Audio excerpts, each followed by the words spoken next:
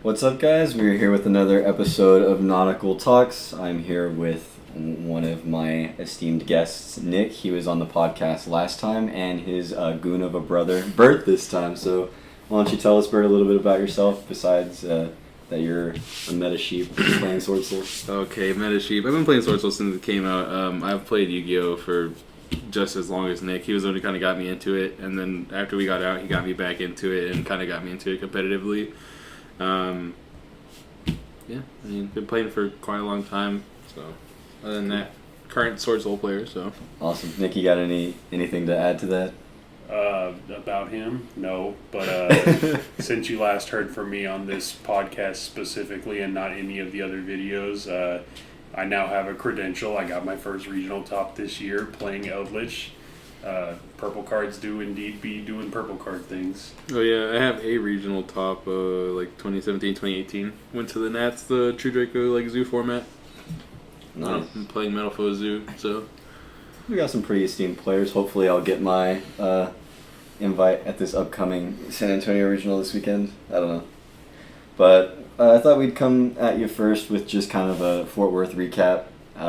Kind of how we all did, kind of the random stuff that we all ended up getting into.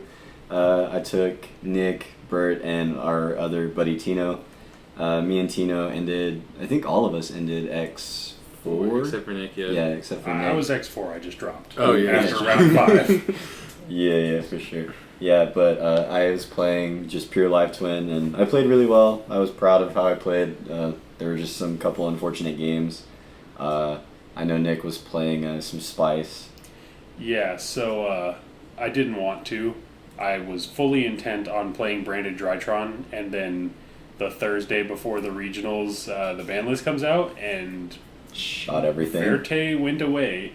And, that was my whole play, was Branded Fusion or just making Verte, setting up a Mirror Jade plus Vanity's Fiend before you can get hit with Nibiru. And it was really strong, and I was really confident with it. And then the ban list came through, and so I decided, fuck it, I'm just going to play Agents.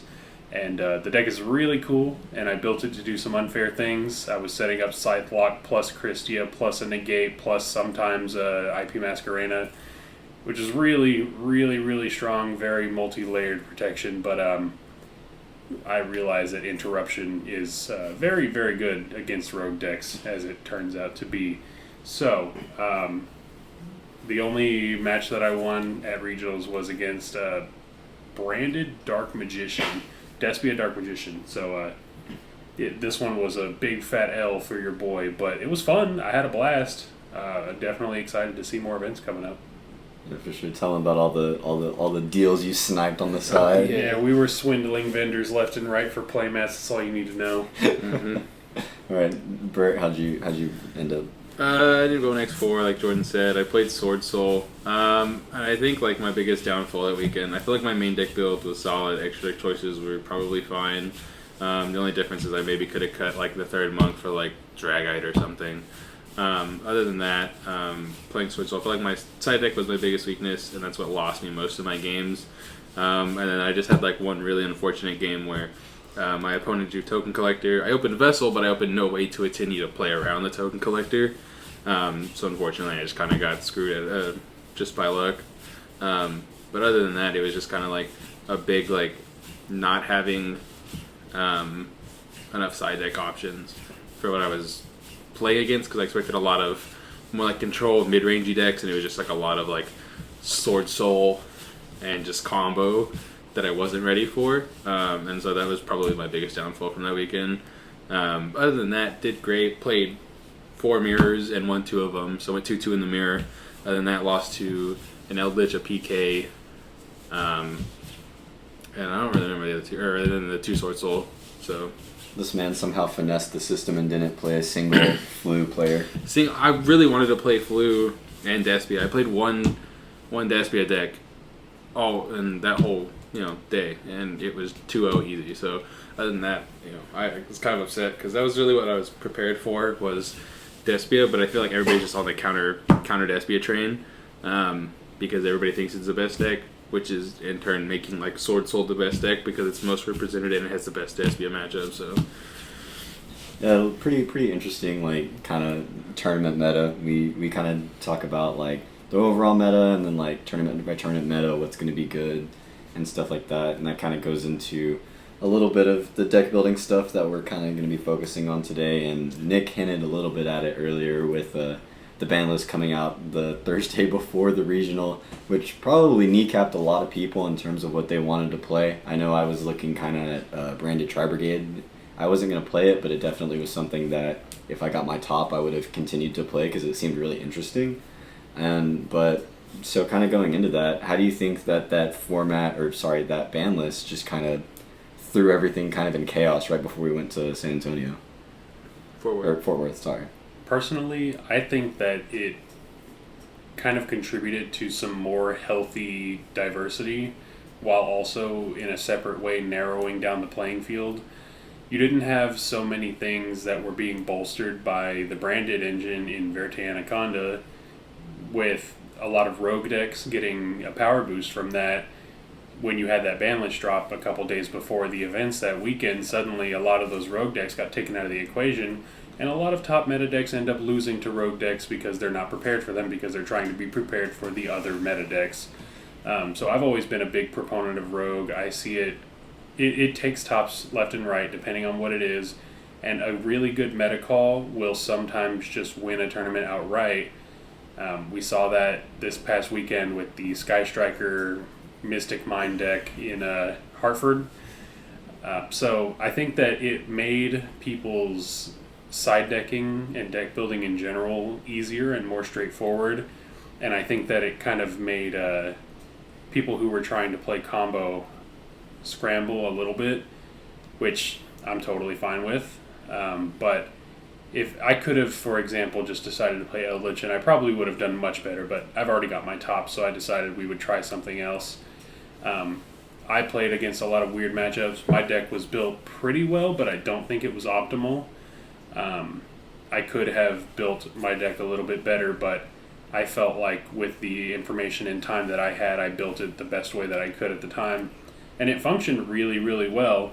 It was just a little bit bricky. So I think that kind of as he was saying earlier, with everyone trying to beat Despia, Sword Soul kind of inadvertently became the best deck because it has such a good Despia matchup. With that ban list coming through, Despia was only solidified as the top deck, and Sword Soul just kind of has a leg up on it. So that kind of became the deck to beat in the room thanks to that ban list. And it was a little bit of an interesting change. Yeah, for sure.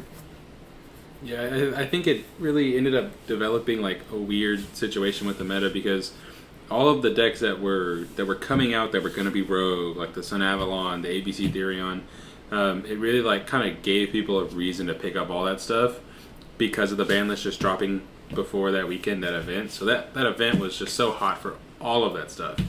And so I feel like it really did shoehorn people into playing either like Despia or Sword Soul.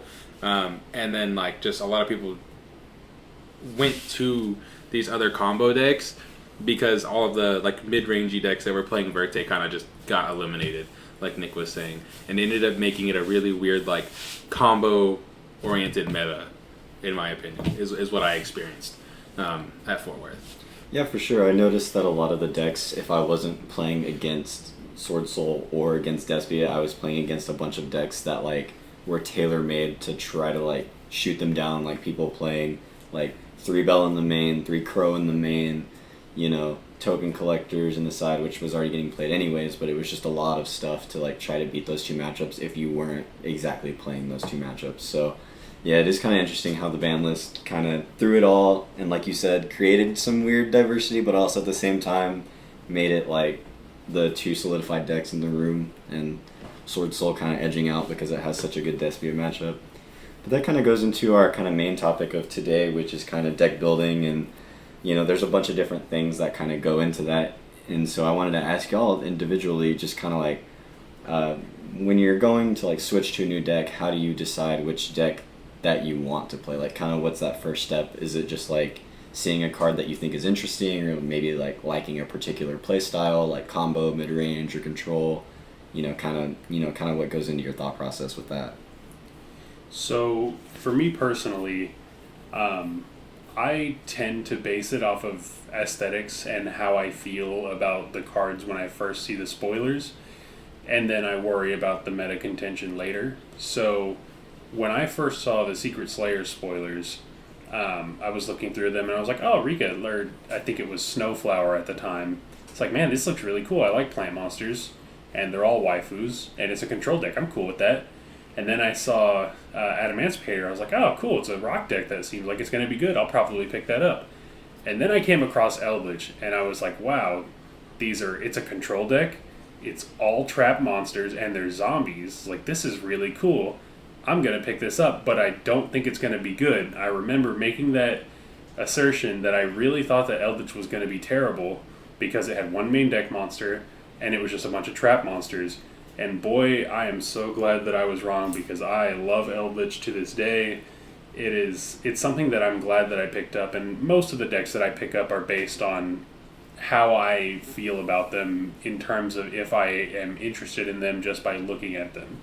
When I first saw Sun Avalon, I decided I wanted to play it. It's a plant deck. Its main monster is a normal monster, and now after over a year of it being out, it's actually a meta contender, and I'm just a few cards away from having the deck built and possibly having a tier 1 deck, or if not the best deck in the format, still up to be decided. We'll see over the next couple YCSs, but I think that for me specifically, that's how I find a deck. But then when I get into deck building, I don't really have a whole lot of time to dedicate to the research. So usually my approach is I will just straight net deck someone at first, and then I will change my build from there. I will go and make my own tweaks. So when I built the agent deck, I was watching the one from Tatsim's friend, I believe his name is Robbie, that he had talked with, and I really didn't like the way that his build played. And so I went back and I watched GGYGO, shout out to Gary Gass, if any of you know him on YouTube. I had watched his deck profile from before Agents, the new stuff had actually hit TCG, and I really liked the way that he was playing it. He was playing Scythe combo, but his build, I didn't find a lot of things that I liked in it either, other than playing the Scythe combo. So I took elements from both of their builds and tweaked it, and even then I still changed it more afterwards because I found things that I wanted to change myself, and I'm still building it differently every week. So every time that I've taken it, I've played it slightly different with a couple different tech choices, and eventually it'll iron out, but I don't think I'll ever stop changing my decks. Every time I play Eldritch, I try some different tech cards and just see what I like and what I think is a good meta call. So I think it's a very involved process for me, and it takes weeks, I would say, to actually get somewhere that I'm comfortable with. Witch's Strike Copium. Witch's Strike is still broken. I stand by that. As long as Griffin Rider is in the meta, Witch's Strike is going to be broken. Oh, gosh. All right, Bert, what about you? For me, really, when it comes to deck building, I'm not really like a super meta sheep. For me, it kind of goes off of aesthetics like Nick too, but I also like combo decks. I'm a very big combo player. I've always been a combo player. Sword Soul is like one of the most mid-rangey decks I've ever really played. Other than that, I played like Invoked Mech Knights one time during Goki format, and it was literally just because I was main decking 3 Cyber Dragon, and I could, Mega Fleet 2 of their U-Link away and then make a Makaba. But other than that, like a lot of control.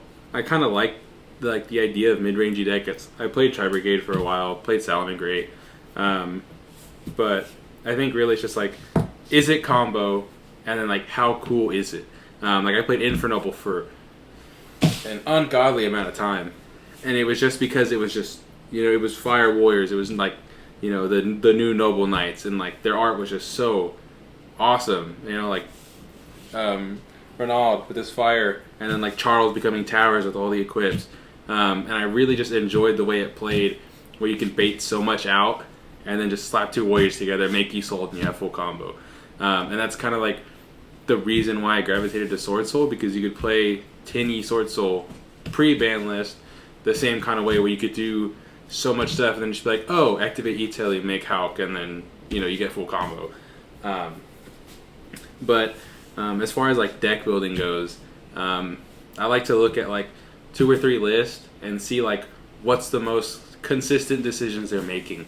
Are they playing 3 of this card? Are they playing two of this searcher, or like what like tech choices are they playing, and how consistent are people making the same tech choices, to see how good they really are, and then kind of building it out my own, like on the first couple tries, and just seeing how it plays, what I like and what I really don't like. And that comes with like play testing with Jordan and play testing with Nick, where you kind of figure out what you really end up liking and what you really don't.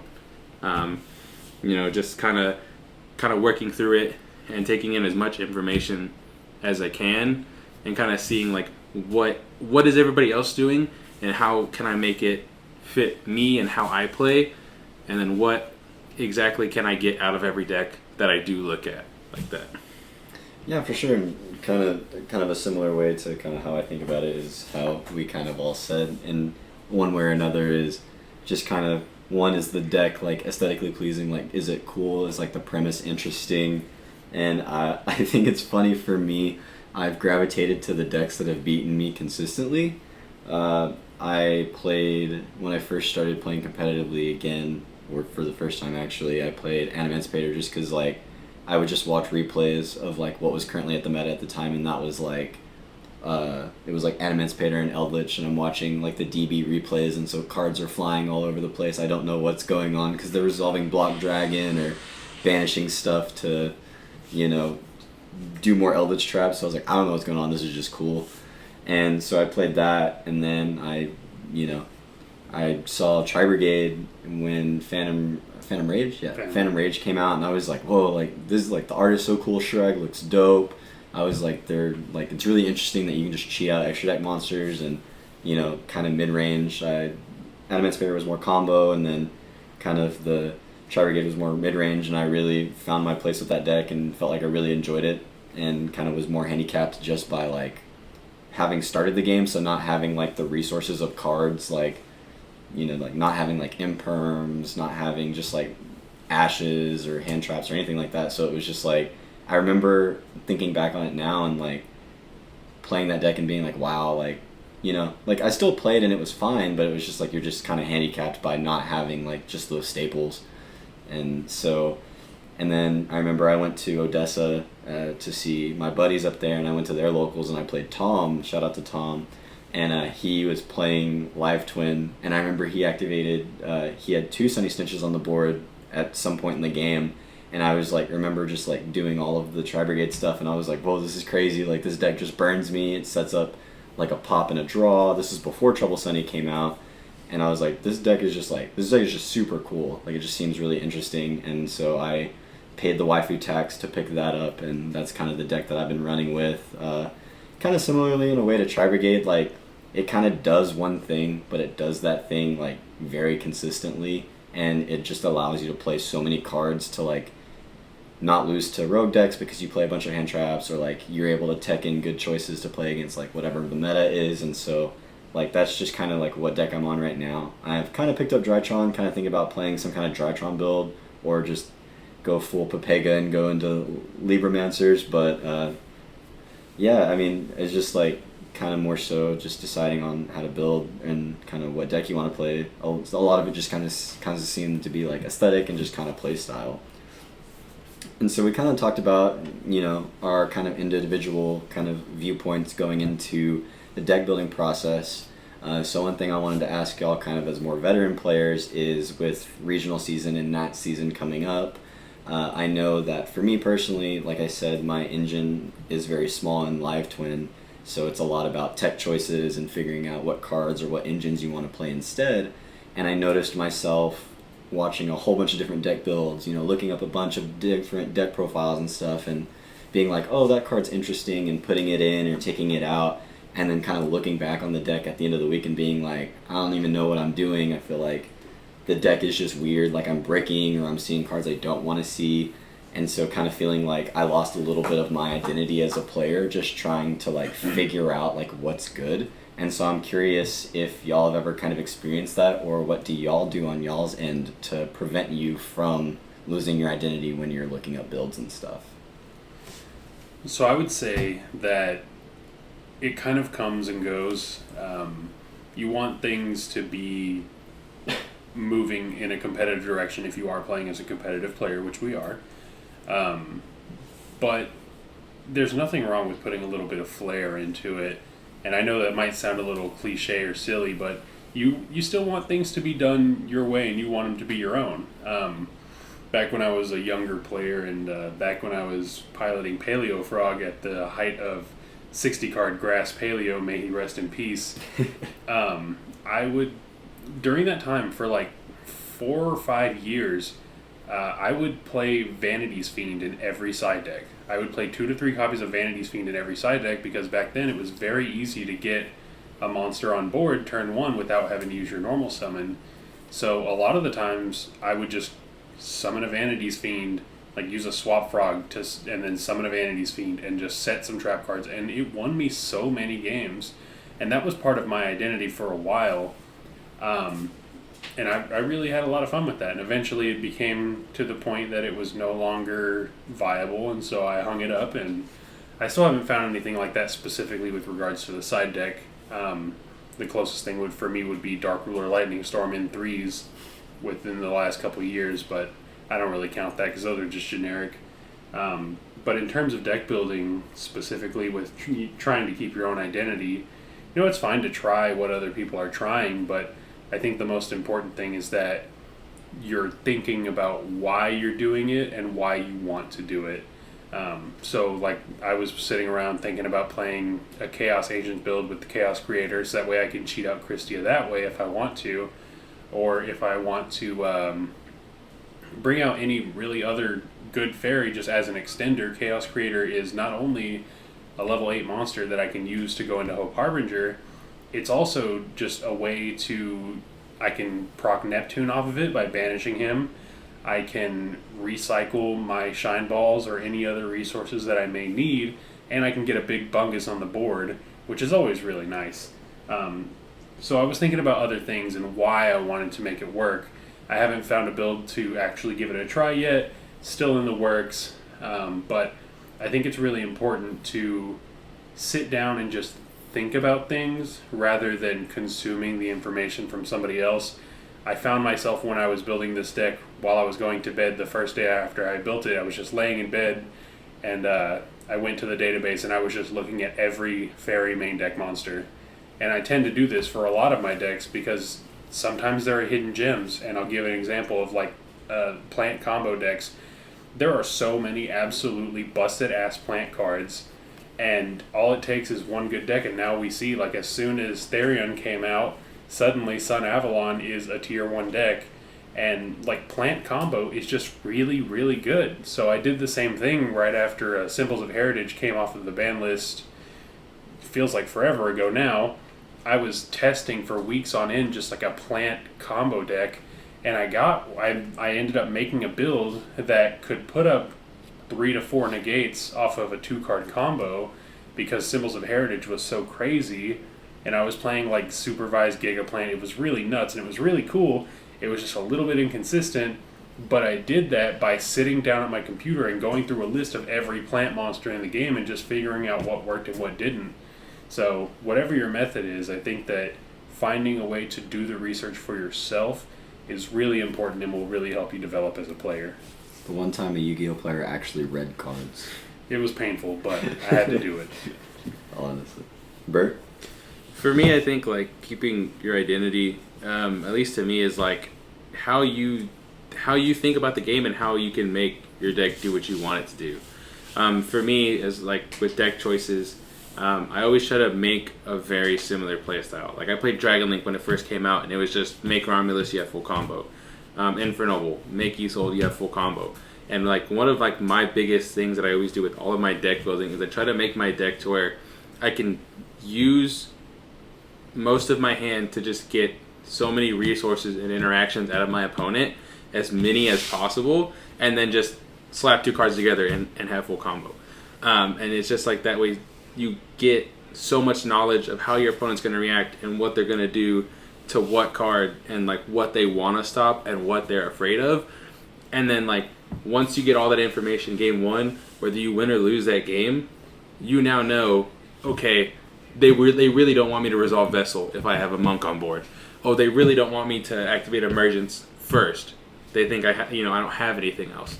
And so you kind of get those tells out of your opponent just by being able to play your deck to bait out so many interactions. And there's so many times that you play like a 1-card tech choice that makes a 2-card combo just so much more like insane and powerful that it really doesn't, like nobody will see it coming ever. And so you turn your 2-card combo by playing like an extra brick into like the strongest board you could have. And so like being able to get all the interaction out and then just hit your opponent with this crazy combo because you play this other tech choice. And then, you win that game 1 and then you go game 2 and you know everything they're going to do. And that's just like kind of like my identity as a player and like my play style. And I feel like that's the biggest thing for me is like, how can I get what I want out of my opponent playing this deck, and what choices can I make in deck building to help me get that advantage?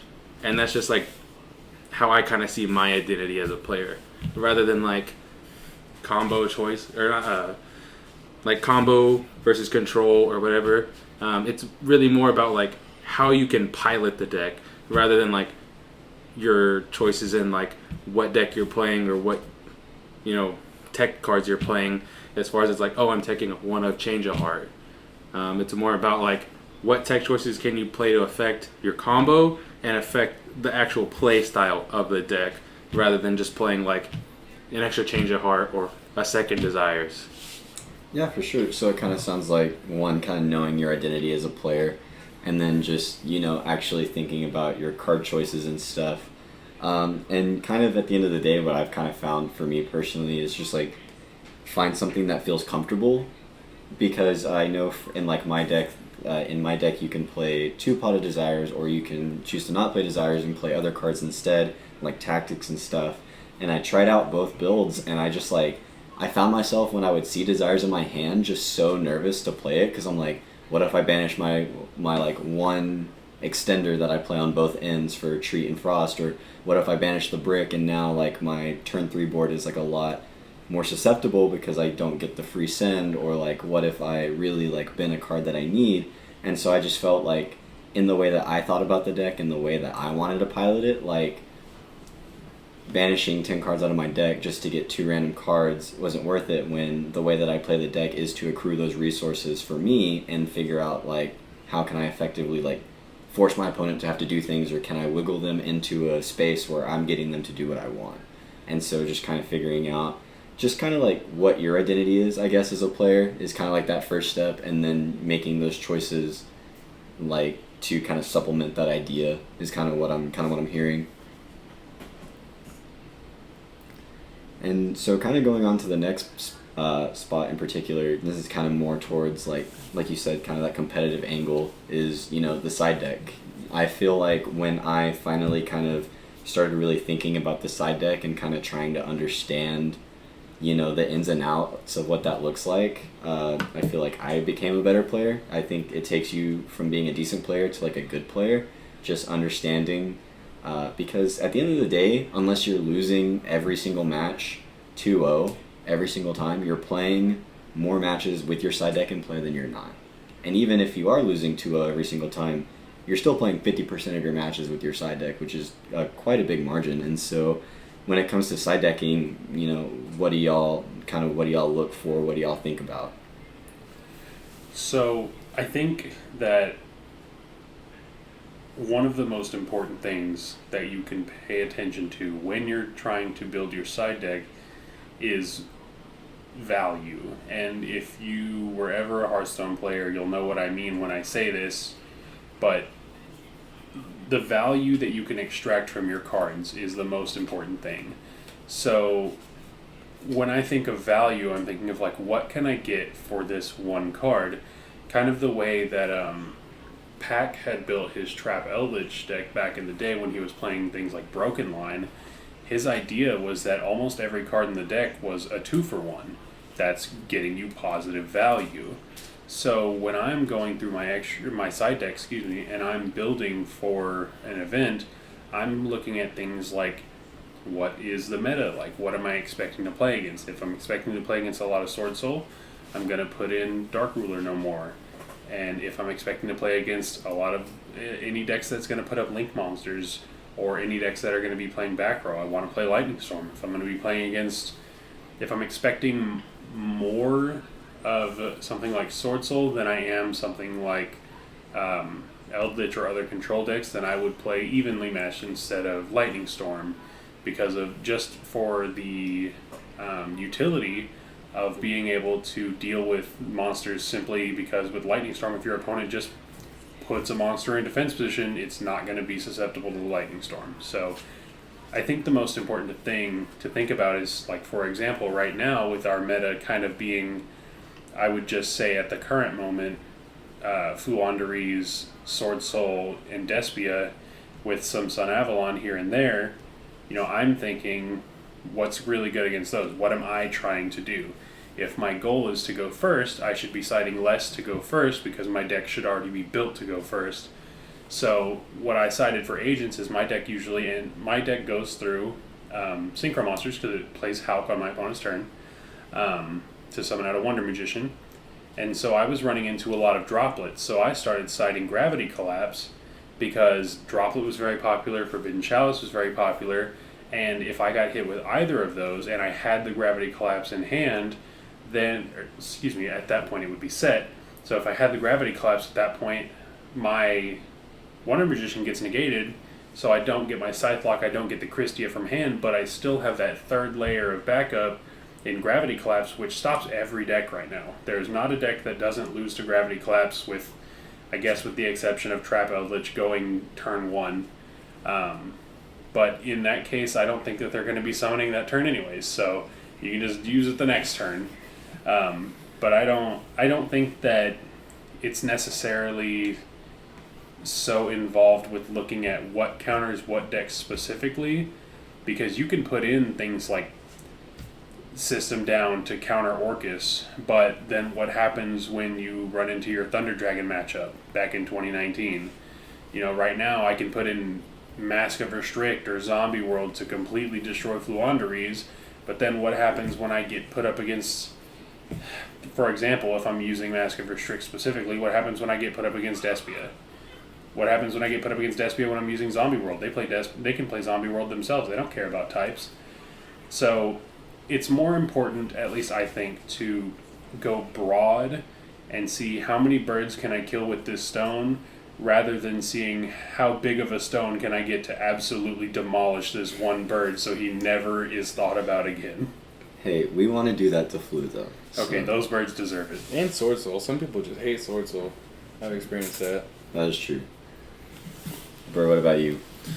My side decking is kind of like completely, I wouldn't say completely different, but it's very different from Nick. My side deck approach, I like to have like at least 3 guaranteed cards for going first, because my deck should be good enough, like Nick said, to win going first no matter what. But then I want that like extra layer that if I just draw it, that game is just completely unwinnable. So like playing Sword Soul, you have the option of Anti-Spell, of Rivalry, like those kind of floodgates that your deck can play around and play with, are just that extra layer of like, if I see this 3 of that I side in, the game is completely like, you can't lose. Imagine you're playing Sword Soul, you got your draw 2 Moyi combo with Sinister, and then you have Shishao, and it's like you have Blackout. Your opponent just can't play if you hit them with Rivalry on top of that. There's like no deck right now that can play through that. I mean, Flu, they normal summon, you negate it, they activate map, you banish it. It's just one of those things where it's like that extra layer is just so important, but also you should win seeing it if you see it or if you don't see it. And then like the rest of my side deck is mostly for going second, with some spots that are like flexible to go first. Like the Cosmic Cyclones, the Twin Twisters, things like that I could side in also going first if I need them. If there's like some specific card I have to watch out for. Mystic Mine, the Flu map, Eldritch just like setting 5 and passing. I'm going to put those cards in even going first, and it allows me to have like, anywhere from like 3 to like 9 side deck cards I can put in going first.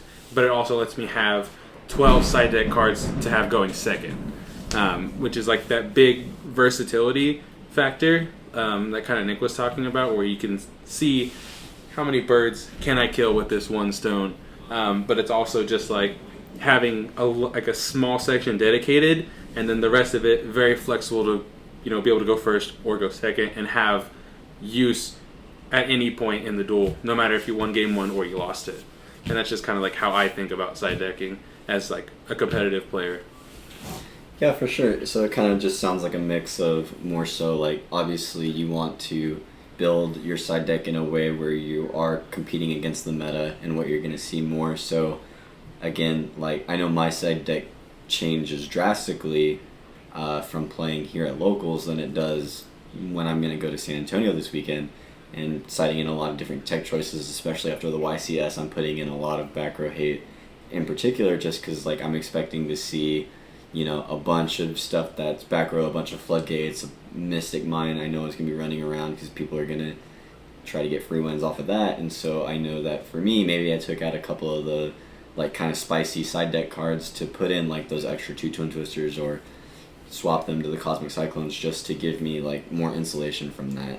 The way that I kind of think about deck building more so for me is just like I kind of think about like what my deck does really well and the deck that I'm playing, and then what do I just absolutely hate playing against, or what do I feel like I have like the worst matchup against. So like for me, with playing Twin, and most Twin players can pretty much agree on this across the board, is like our 2 hardest matchups are definitely like Fluanderees and I just lost it. Flu and just back row decks in general. And so you'll see in a lot of Twin profiles and stuff like that, like a lot of back row hate, a lot of just ways to try to stop Fluanderees from doing their thing, and then if they de-shifter you, then you just make Sky Cavalry or Gachi and just Prage.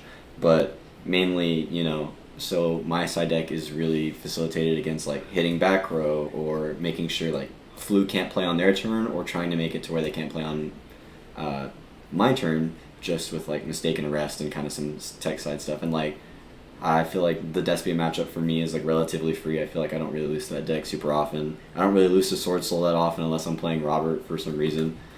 Whoa! I don't know why I said Robert. Yeah. That was weird, Bert. But yeah, I'm offended. I know, sorry. But yeah, it's like again, him and like I think McDonald from Odessa, or I think he's from Lubbock. But he plays with the Odessa guys. Are like the 2 weirdest Sword Soul players I've ever played in my life. So I don't know. Like I guess I play when I play them, I just don't know what I'm doing. I guess. But anytime I play any other Sword Soul player, I just feel like it's the easiest win of my life.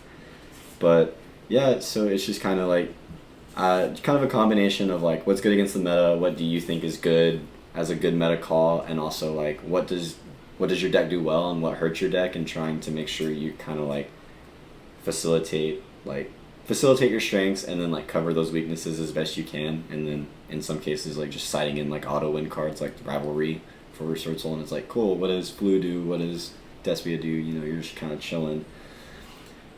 Yeah, and so that kind of wraps up more so that kind of stuff. And so let me get to the questions. I posted on our Facebook group just kind of a couple of seeing if anybody had any particular questions they'd like to talk about, and they would like to get our take on. Tom asked how to get good. The only thing I can say is just draw like me when I play Nick, and you'll be fine. Yeah, you should be winning YCSs with the way you draw. Or draw like me the way I play Nate, dude. Just open up the 2 of evenly every freaking game 3 or game 2. Just blow them out of the water. Wait. Honestly, I don't know. I'm sorry, Nick. It's every time. I don't know what's going on. Nate asked if we could bring up how deck building has changed after engine decks started dominating the meta, and kind of falling away from like the 40 card norm.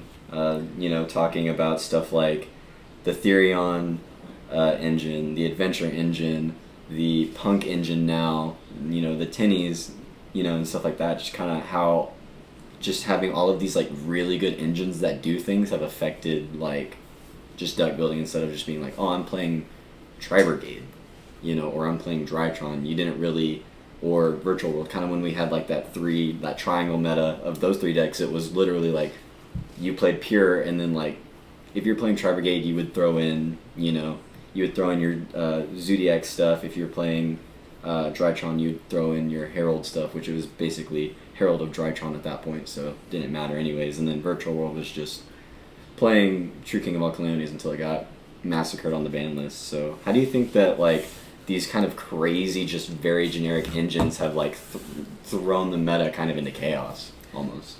So, this is not necessarily a new phenomenon. We've seen this happen before in the past, and, I mean, really, decks have been kind of walking away very slowly from the 40-card norm for a couple of years now. But we've seen stuff like this before. Grass was incentivizing people to play 60-card decks. This is a bit of a different situation, though, where we just have people organically building 60-card decks because in the event of something like Based, anything that you draw can make your full combo. And I think that becomes a testament to cards like Auroradon just being way, way too strong, because in that deck, kind of like Bert was mentioning earlier, if you can get to Auroradon, you can make full combo. So I think that engines being very splashable is almost exclusively a good thing.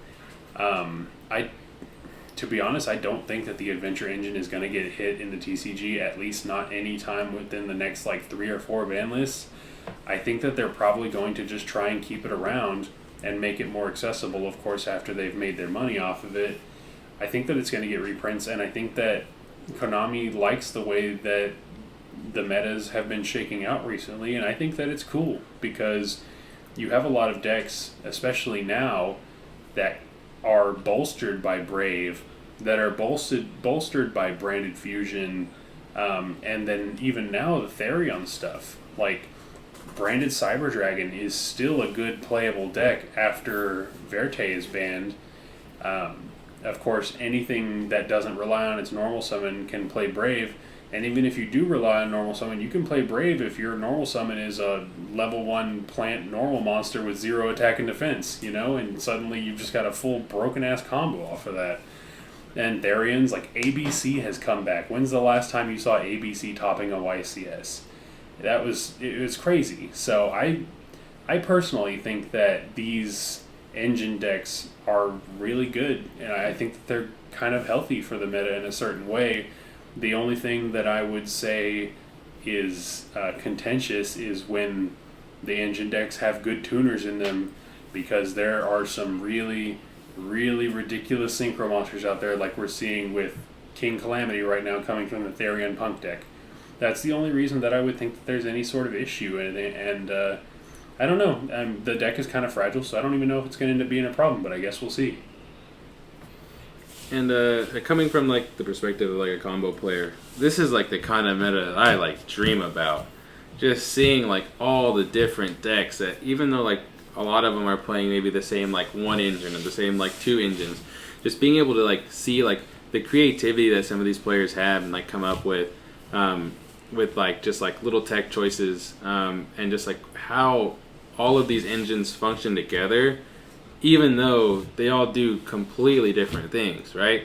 The Brave package is very focused on just putting up a negate, but then if you combine it with the Punk engine, you can either keep that negate or you can go into synchro plays on top of that, and that's just 2 cards that now allow you to get so much free advantage and so much interaction and just straight power in any deck. And then you haven't even, there's only 2 cards in your hand, you still have 3 other cards, so being a combo player, for example, Infernoble, when they started splashing the PK package, it gave you options to play around Nib to where you either made them use it or they lost it, right? Because you put up Apollosa.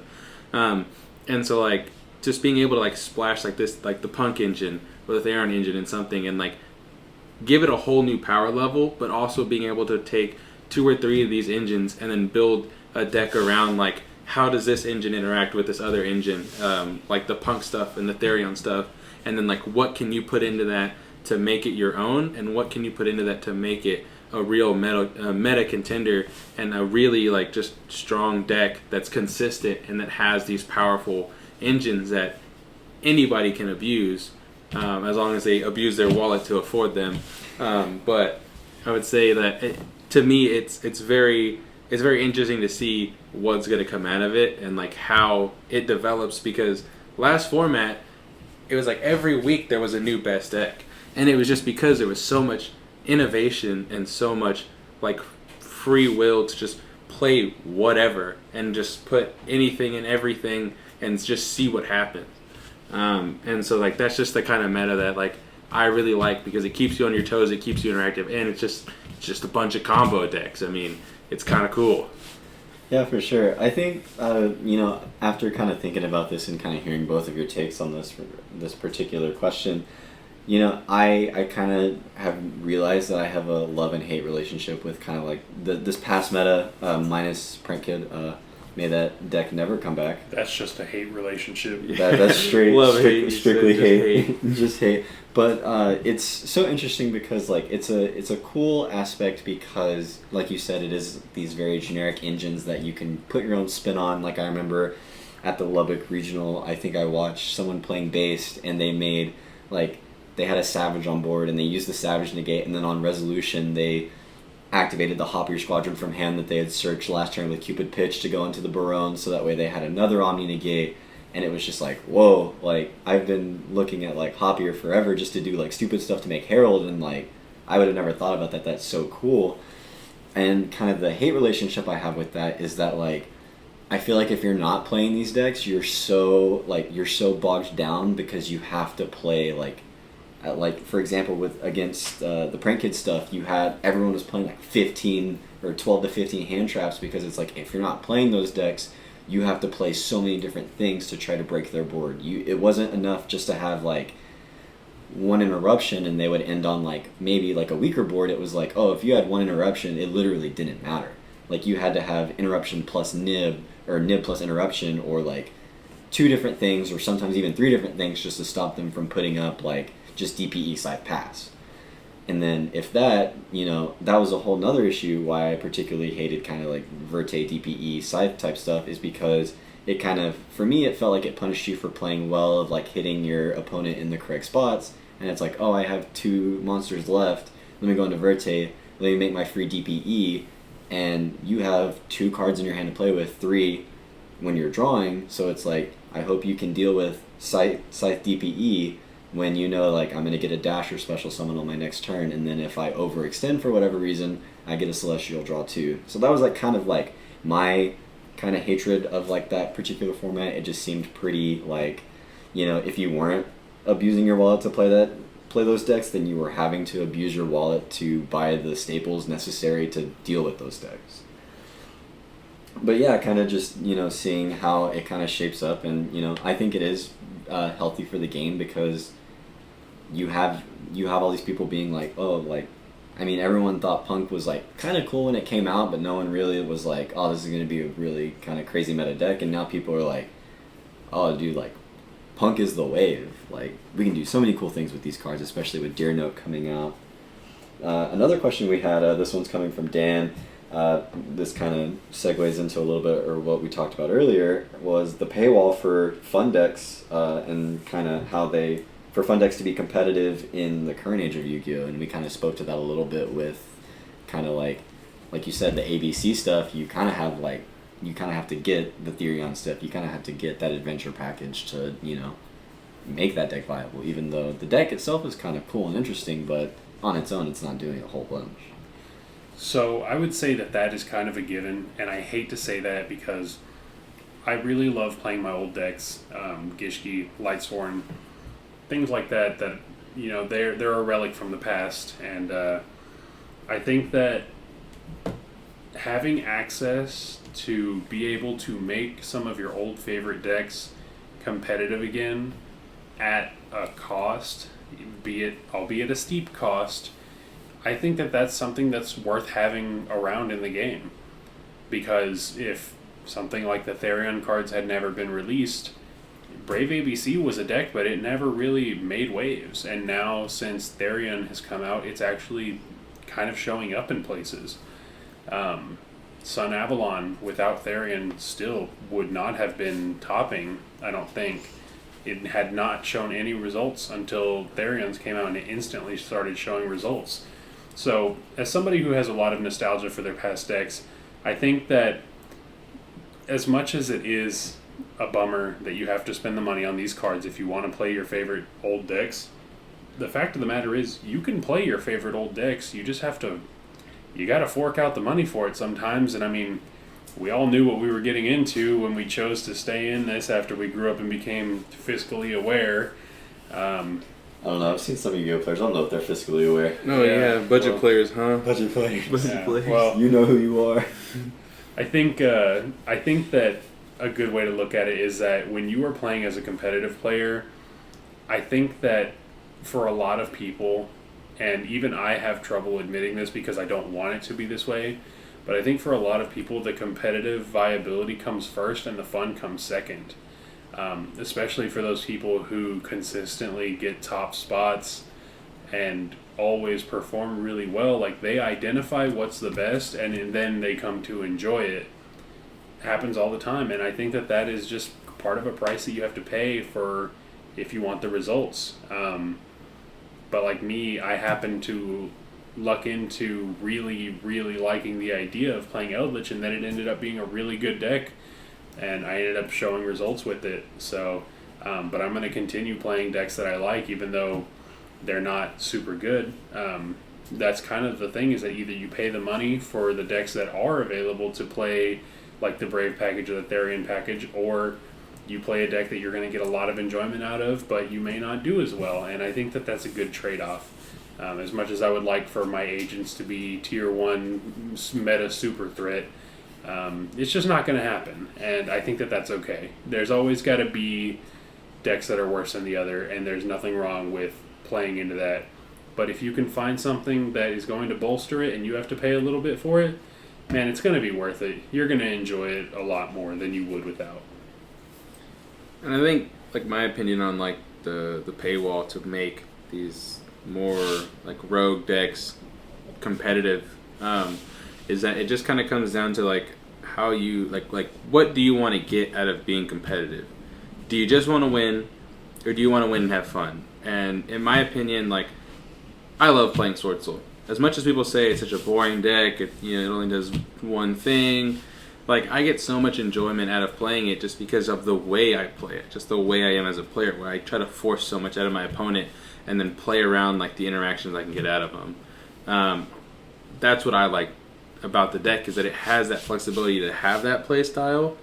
And, like, even like that deck now, especially after the ban list, has a pretty steep paywall.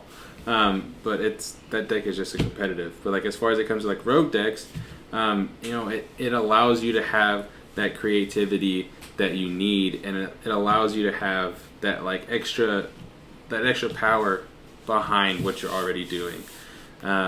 Like me, I really, really like the Ancient Warrior deck, and I've been waiting for the new support that just came out.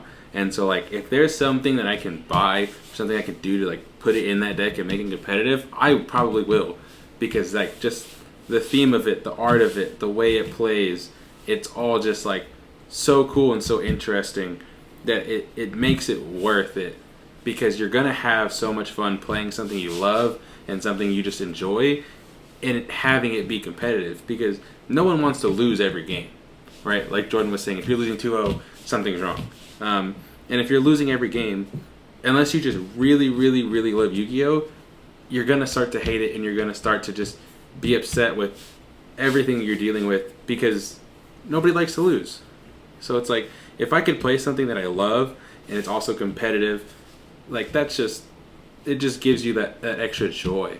Like, whenever I started to become competitive was like Dark Draco Pal format, and then it kind of creeped into Metal Foes, and then, like, Zodiac came out, and so, like, finding, like, the ability to, like, play Metal Foes, a deck that I fell in love with whenever I was, it was meta, and then, like, having the ability to, like, put the Zoo engine in it with Invoker and Balbaboo and give you that access to such a, like, degenerate engine. And then Sangin came off the list.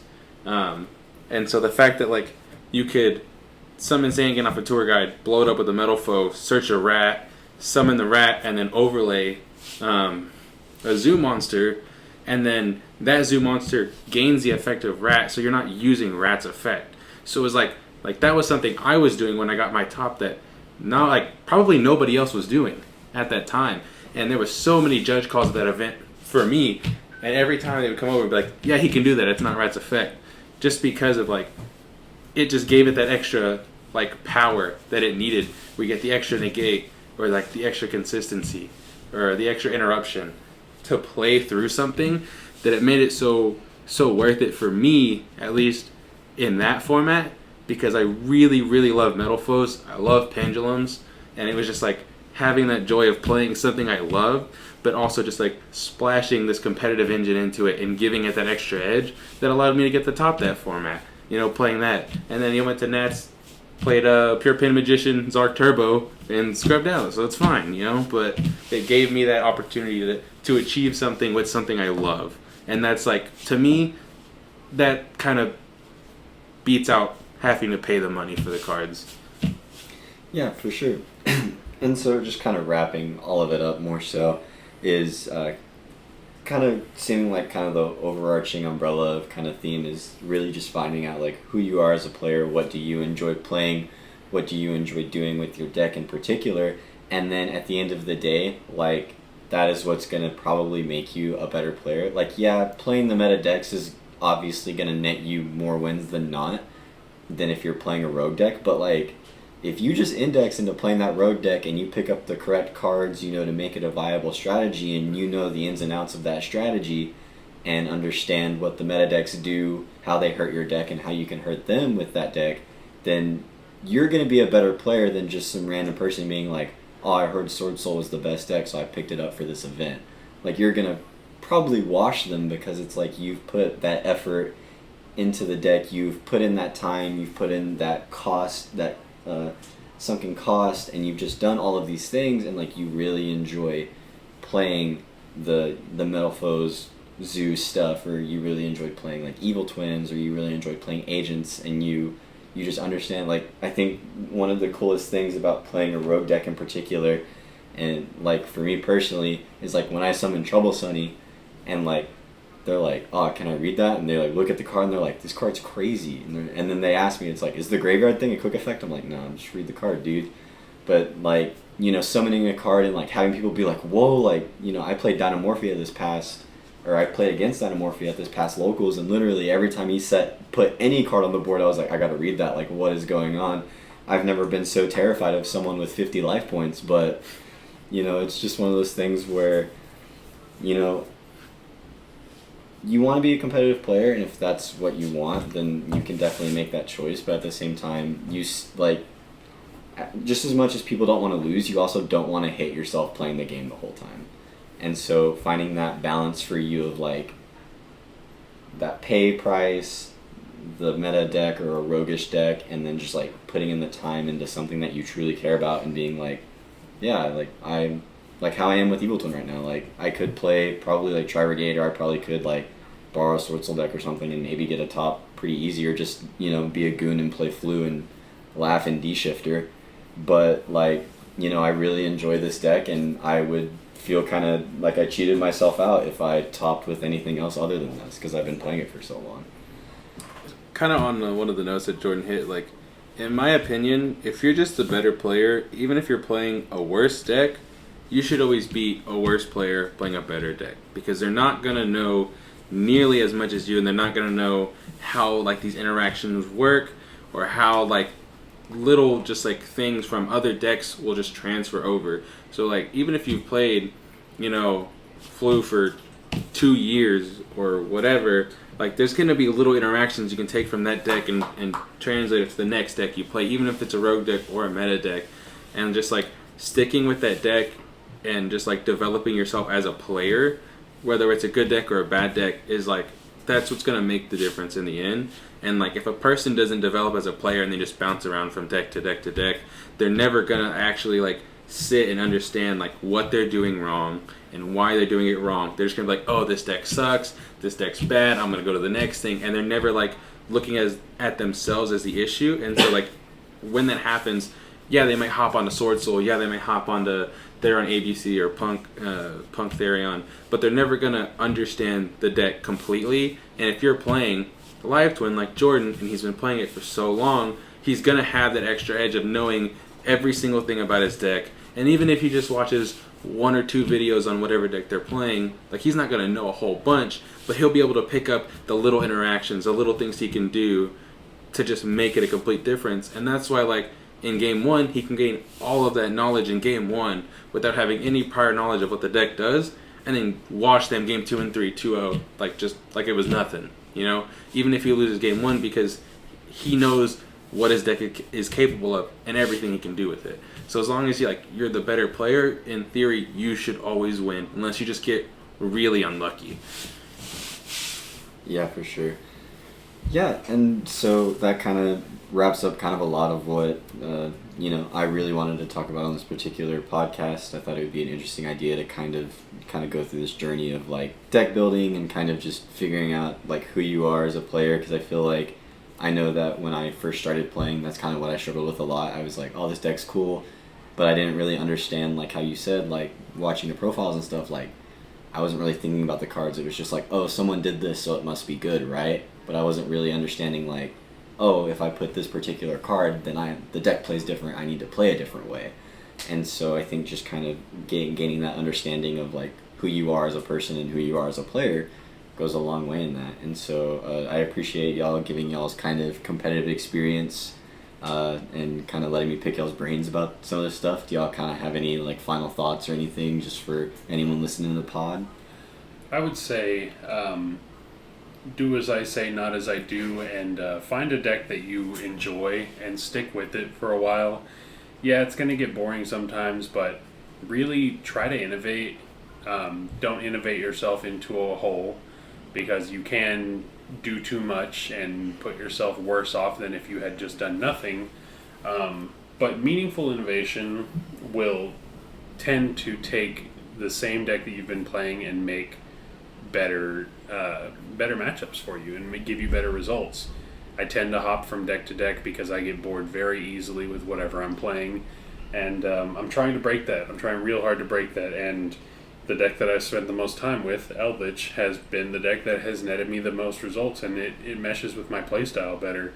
You know, find out who you are as a player, find something that both makes you happy and gets you at least some results at your locals, and just stick with it, man. Just find your niche and find your spot. You don't have to be the person who creates the next YCS winning deck. You know, you don't have to be Dinkabui coming out when Prank Kids had just come out and winning YCS because nobody knew what the deck did, but he did. You don't have to be that guy. You don't have to be Jesse Cotton. It's perfectly okay to work with other people's ideas and mesh them with your own and take your time. It's not going to happen overnight. It certainly didn't for me. I'm still fucking ass garbage at this game, but we got one regional top. So that's something that I could not say a year ago. So I think that's an admittance of like insanity. You said you enjoyed playing Eldritch, like flipping purple cards. it is the most fun thing in the world to flip up a Gozen match and just watch a combo player slump down in their chair and squirm. That makes me so happy. Oh gosh. No, but kind of in like the closing like regards of whatever everything we talked about. Like Nick said, really do just find something you enjoy, but also it's like really figure out how you want to play the game, because you can play Yu-Gi-Oh any way you want, right? Whether it's competitive or it's casual, or you just like really like this one monster and you want to build the deck around it. It doesn't matter what you want to do, just like actually like just put in the time. If you want to be a competitive player, figure out what the best decks are. Like put that time in, and that's just the biggest thing. Is like you have to. If you don't dedicate yourself, you're never gonna get any kind of results for anything. And unless you're just like losing by normal summoning Dark Magician and passing, like if you enjoyed that, like good for you. But like if you want to win games, you just gotta put in the time. And I think that's really all it comes down to is like find something you enjoy and just put in the time, and you'll start to become a better player, and you'll just see like leaps and bounds, and you'll understand so much more about the game. And that's just kind of like what I ended up doing, and it worked for me, and trying to get Nick into like just sticking with something, and obviously and now it's worked for him, and hopefully Jordan this weekend. So Yeah, for sure. Well, again, I appreciate y'all joining me for the late night podcast. I appreciate it, and hopefully when we do this again, I'll also have my top, and so we'll be heading to Chicago to actually play in the national tournament instead of just going to side events. But yeah, again, I appreciate y'all for hanging out and letting me pick y'all's brains.